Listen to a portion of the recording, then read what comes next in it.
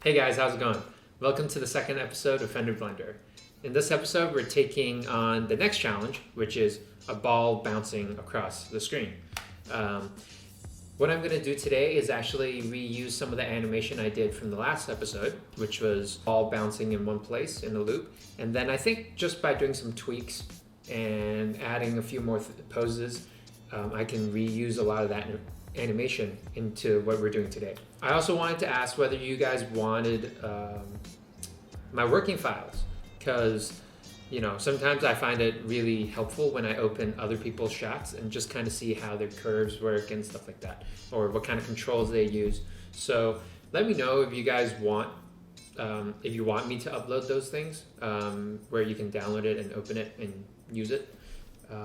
But yeah, I think it should be fine because this is a free rig. I forgot. I downloaded a long time ago. It's a free rig. So yeah, let me know. Let me know in the comment section below. But other than that, let's get straight into it. I just opened the scene from last episode. And yeah, this is the bouncing ball in place. Before we get into the animation, I do want to revisit the video reference that we had last time.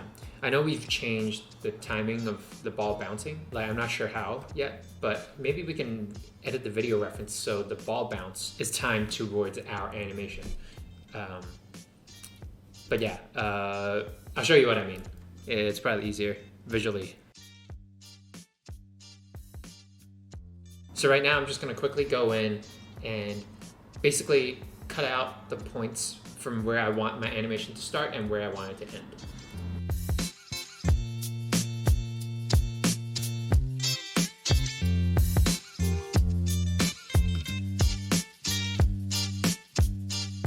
So now we just cut the chunk of the video reference that we need. Essentially, it's just the ball hitting the floor 3 or 4 times before it goes off screen. Remember, we used a different timing. We adjusted our timing in the last episode of our bouncing ball. We made it faster so it's more energetic and more cartoony. Now, this time, I think we can reverse engineer it where we can change the video reference, the timing of the video reference, so that this video reference now matches our animation. So then the subsequent bounces, we can use the video reference as reference.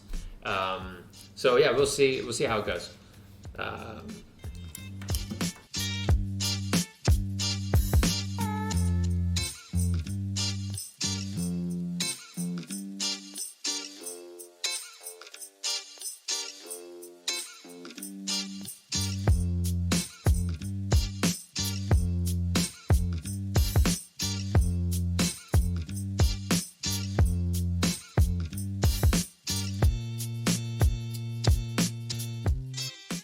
So I had to research how to speed up my video footage, because usually I do it in Maya and I would actually keyframe my image sequence.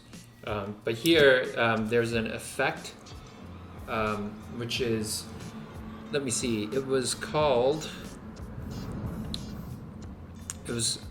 under Add, Effect Strip, Speed Control, and that's sped up, or you can control the factor, the multiply speed, by however much you want, which is a bit of a guessing game in my opinion. I actually like to, like I said, in Maya, I actually look at, I can actually keyframe each image or each frame of my video sequence and then kind of use the graph editor to sort of get the timing I want. This one is more broad and does a video, like it multiplies your video speed by a certain amount for the whole clip. So yeah, but I'm sure maybe there's an alternative. I don't know. Maybe there's a way to do it. I just don't know how. But we'll see. If you guys know, please let me know in the comment section. The next step would be to sort of do some house cleaning, move this video reference back to frame 1, and then take off any infinity loops on the ball so that it'll only bounce once. And we'll start with translate Y. That's just, I mean, translate Z, or so the up and down of the ball. So we'll work on that first, referring back to the video reference. And yeah, we'll do that first, and then we'll move on to the next step after. Let's do it.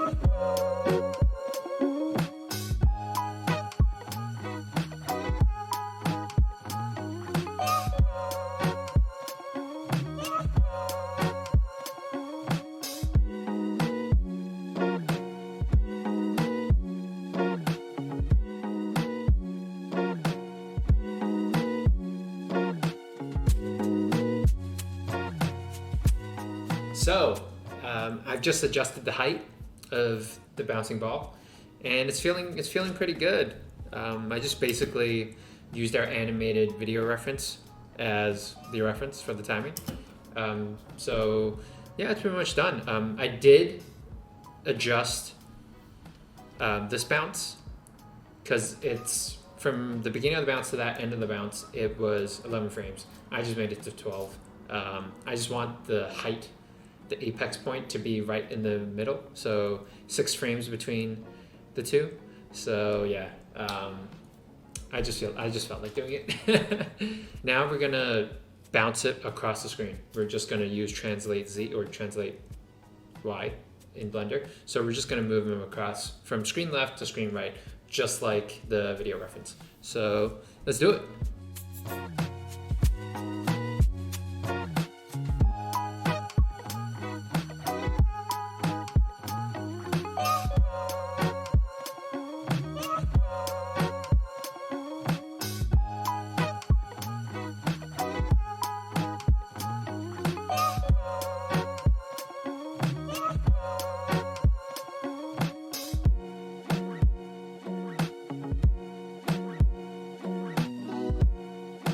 So I just moved the ball from screen left to screen right in Translate X. That was pretty simple, to be honest. I kept it in a linear, with a linear curve because, you know, it is slowing down. So I could technically add a bit of slowing down here. Let's see. Yeah. So it slows down towards the end, but you know, from the feeling of it, it seems like the basketball's still going at a pretty steady rate. You know, until something stops it, or until, you know, you give it enough time to stop. It's going to be at a pretty constant rate, so that's why I kept it linear. Right now, I might eliminate the squash and stretch finally, or hide it for now, mute it. I'm not sure how yet. I need to figure it out. I'm going to mute that, mute the animation there, and then I'm going to work on the rotation of the ball bouncing. In this basketball, in this video reference, you can't really see, so I'm going to do it by feel. Yeah, in this one, yeah, you can't, it's a pretty poor quality video. So now we are going to ditch the video reference for the most part, I think, and go by feel. And we're just going to rotate the ball to how I think it would, how it would be. So yeah, let's get back into it.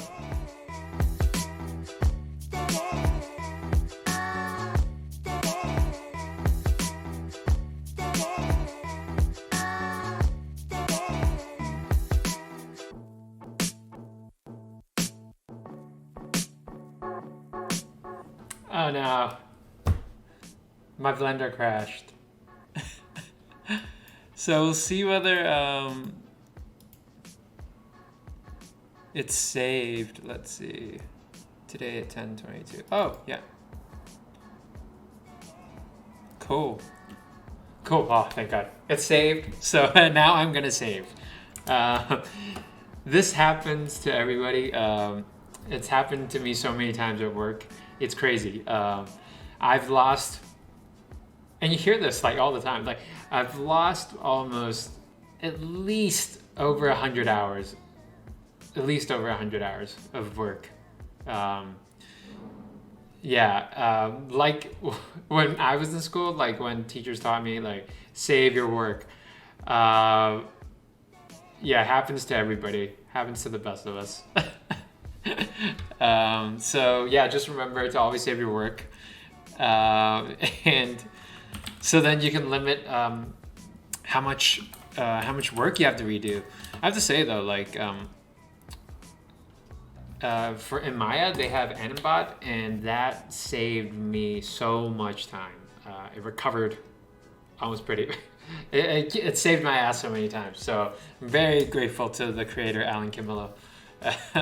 So hopefully, I mean, maybe they have a same function in Blender. It'd be cool to see that. But anyways, back to what I was doing, which was canceling out the animation from the squash and stretch controls, and then animating the rotation of the ball.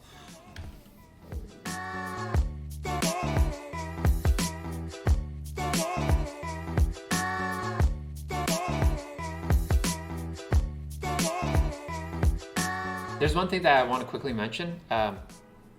So in animation, we use a lot of times we have to track arcs, right? And I didn't actually know, I didn't even think about it, that there was an arc tracker in Blender, which is really cool. So if we look at it. So this is like basically a visual representation of what you're gonna, what your animation is doing. And if you look at this, this motion path, this is exactly, it's basically a representation of this. Of our translate Z curve, which is really cool. So if you adjust it, I'm guessing you'll update. Okay, you have to update it yourself. So yeah, that's yeah, it's a really cool tool, and you know, I can actually tell that, you know, it's looking, yeah, like it's acting the way I want it to act. So that's great. And how like the distance between each bounce is feeling good visually, just from looking at this motion path. So yeah, that's a tool that you guys should definitely use. Later on, as we get to more challenging exercises, this tool becomes even more important, because a lot of everything in our surroundings travels in arcs a lot of time, and that's what makes our animation look really makes animation look really nice. If things are traveling linearly, it tends to make it feel robotic. So even when I'm swinging this like pen around, right, you can, if you track the tip of this pen, you can tell that it's like an arc. I thought I would mention that because I saw it at the corner on my screen. But yeah, let's keep going.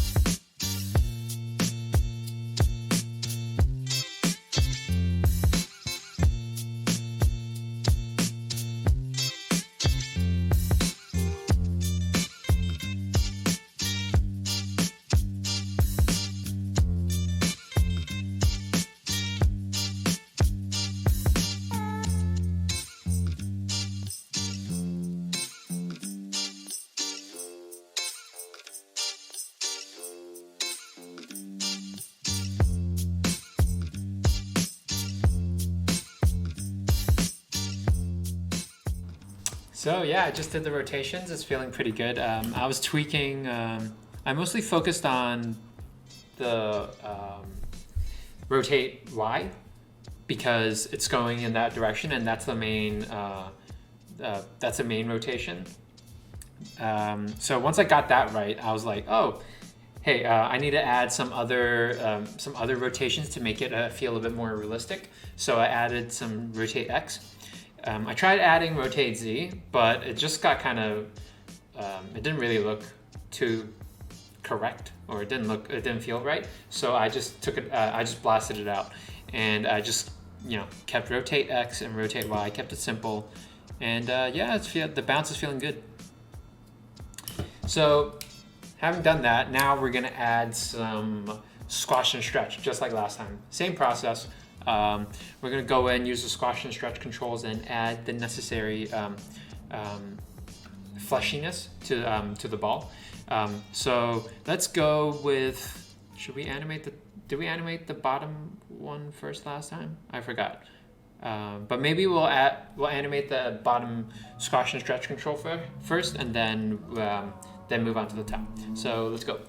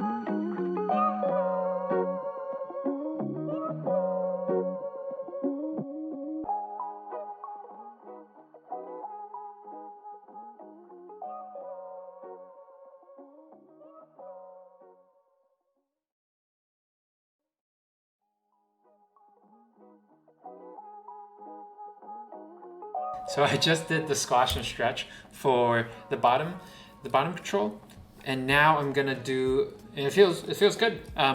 Let's move on to the next part.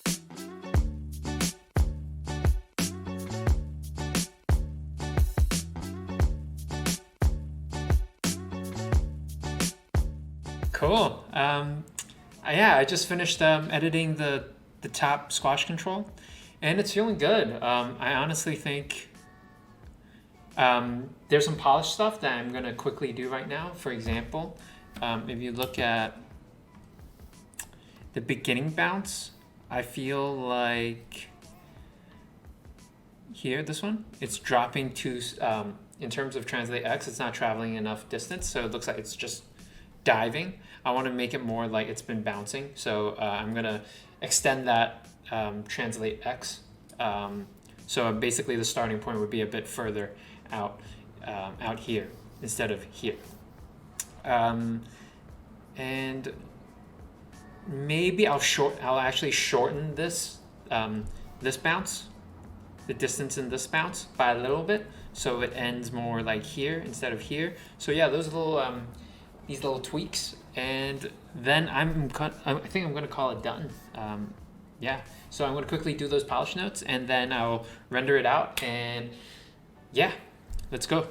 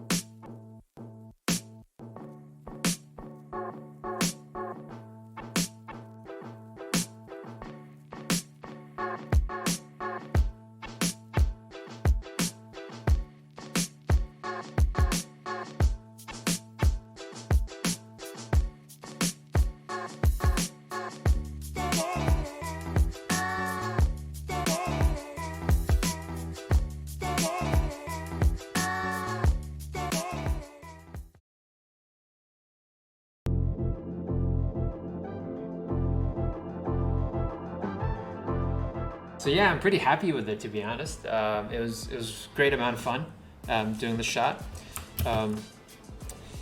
There weren't too many complications. I did have to jump around with the motion path because I just discovered it whilst I was working. So I hope that wasn't too much of it, like it didn't throw you guys off too much.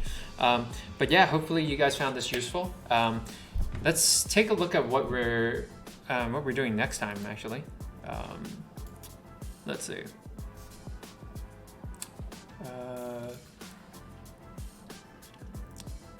So from here, brick falling from a shelf onto the ground.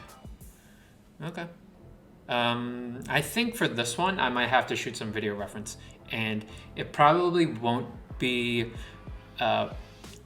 I probably won't find an actual brick. I'll probably find something like, give me a sec, like this. Yeah, I think that'll be fun. This is a yoga brick, by the way. So maybe I can just, throw it off the top of my railing over there. And we can film it, video reference it, and then use it for our animation. I think it'll be fun, just to see how this would react to hitting the floor. Cool. But yeah, that's it for this episode. Hope you guys enjoy it. If you found it useful, or if you have any tips for me, remember to comment below, and also subscribe if you want to see more of this content. So thanks again. Catch you guys next time. Peace.